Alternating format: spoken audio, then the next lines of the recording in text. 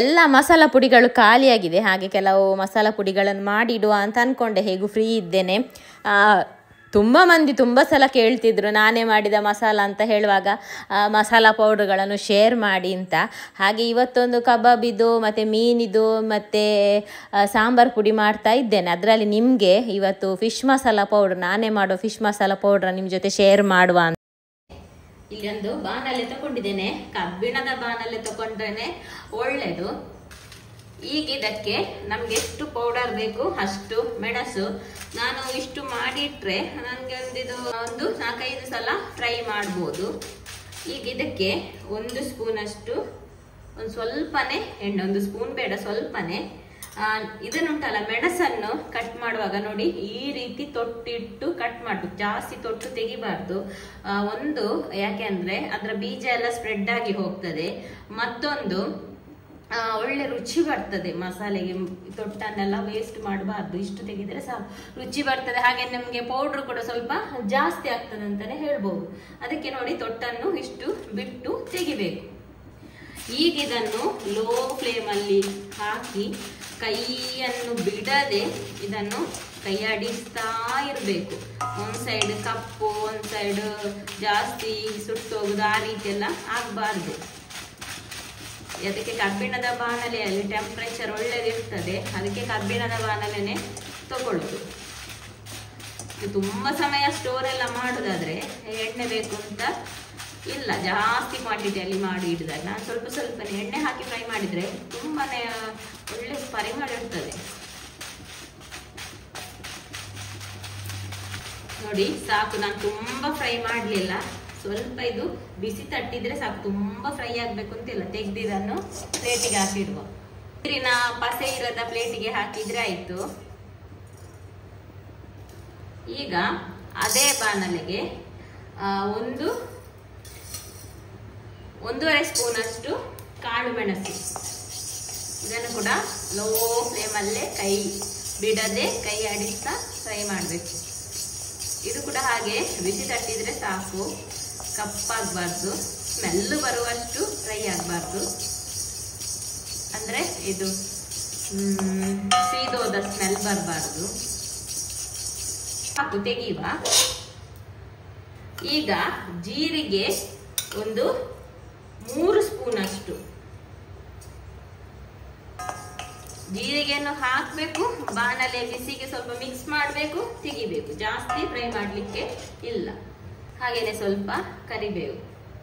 ನೋಡಿ ಲೋ ಫ್ಲೇಮಲ್ಲಿ ಕಬ್ಬಿಣದ ಬಾಣಲೆಯಲ್ಲಿ ಹೇಗೆ ಫ್ರೈ ಆಗ್ತದೆ ಅಂತ ನೋಡಿ.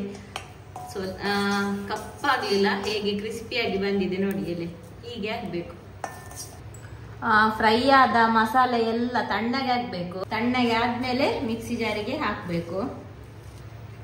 ಈಗ ಇದನ್ನು ಪುಡಿ ಮಾಡುವ. ಈಗ ಸಾಧಾರಣ ಇಷ್ಟು ಪುಡಿ ಆದ್ಮೇಲೆ ಒಂದು ಸ್ವಲ್ಪ ಅಕ್ಕಿ ಹಿಟ್ಟು, ಒಂದು 2 ಸ್ಪೂನ್ ಅಷ್ಟು, ಆನಂತರ ಅದಕ್ಕೆ ಸ್ವಲ್ಪ ಅರಶಿನ, ಹಾಗೇನೆ ಉಪ್ಪು. ಇನ್ನು ನಿಮಗೆ ಕಾರ್ನ್ಫ್ಲವರ್ ಮೈದಾ ಬೇಕಾದ್ರೂ ಸೇರಿಸ್ಬೋದು, ಅಥವಾ ಮತ್ತೆ ಫ್ರೈ ಮಾಡುವಾಗ ಕೂಡ ಹಾಕ್ಬೋದು. ಇನ್ನು ಕಾರ್ನ್ಫ್ಲವರ್ ಸೇರಿಸಿದ್ರೆ ಇನ್ನು ಕೂಡ ಲೈಟ್ ಆಗಿ ಕಲರ್ ಬರ್ತದೆ. ಆನಂತರ ಇದನ್ನುಂಟಲ್ಲ ಒಮ್ಮೆ ಜರಡಿ ತೆಗಿಬೇಕು,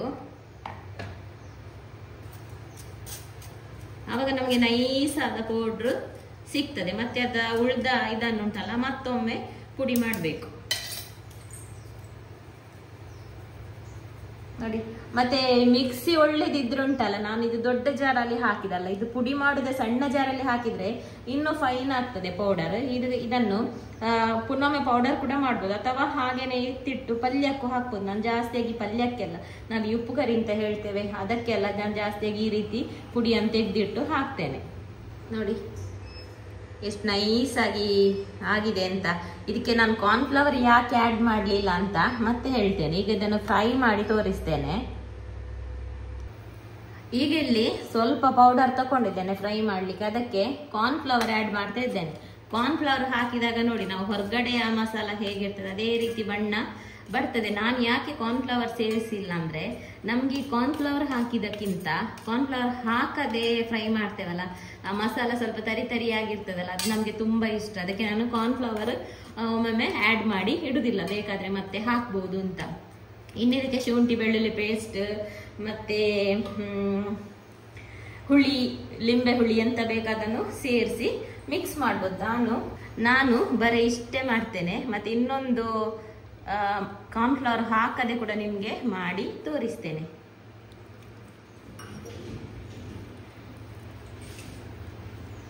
ಇದು ನಮ್ಮದು ಒರಿಜಿನಲ್ ಕಲರ್. ಇದಕ್ಕೆ ಫುಡ್ ಕಲರಲ್ಲಿ ಎಂತ ಆ್ಯಡ್ ಮಾಡಲಿಲ್ಲ. ಫುಡ್ ಕಲರಲ್ಲಿ ಆ್ಯಡ್ ಮಾಡಿದರೆ ಕೆಂಪಾಗಿ ಬರ್ತದೆ, ಅದೆಲ್ಲ ಬೇಡ. ಇದೇ ಸಾಕು, ಅಸಲಿ ರುಚಿಗೆ ಇಷ್ಟೇ ಸಾಕು. ಈಗ ಇದಕ್ಕೆ ಮೀನು ಆ್ಯಡ್ ಮಾಡ್ತೇನೆ.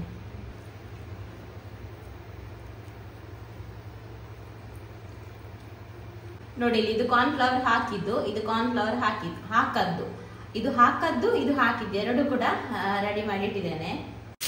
ನೋಡಿ, ಎರಡನ್ನು ಫ್ರೈ ಮಾಡ್ಲಿಕ್ಕೆ ಹಾಕಿದ್ದೇನೆ. ಇದು ಕಾರ್ನ್ಫ್ಲವರ್, ಇದು ಕಾರ್ನ್ಫ್ಲವರ್ ಹಾಕದ್ದು. ಟರ್ನ್ ಮಾಡಿ ಕೂಡ ಹಾಕಿದೆ. ನೋಡಿ, ಕಾರ್ನ್ಫ್ಲವರ್ ಹಾಕಿದ್ದು 2, ಹಾಕದ್ದು 3. ಏನು ವ್ಯತ್ಯಾಸ ಇಲ್ಲ, ಸ್ವಲ್ಪ ಮಸಾಲೆ ಅಂಟ್ಕೊಳ್ತದೆ ಅಂತ ಅಷ್ಟೇ. ನಾನು ಕಾರ್ನ್ಫ್ಲವರ್ ಕೂಡ ತುಂಬ ಕಡಿಮೆನೇ ಹಾಕಿದ್ದು. ಜಾಸ್ತಿ ಹಾಕಿದ್ರೆ ಒಳ್ಳೆ ಲೇಪನ ಹಾಕಿದಾಗೆ ಆಗ್ತದೆ, ಅಷ್ಟೇ ಡಿಫ್ರೆನ್ಸ್. ರುಚಿ ಮಾತ್ರ ಈ ರೀತಿ ಸಿಂಪಲ್ ಮಸಾಲೆ ಹಾಕಿ ಪುಡಿ ಮಾಡಿ ಇಟ್ಟರೆ ಉಂಟಲ್ಲ, ಒಳ್ಳೇದಾಗ್ತದೆ.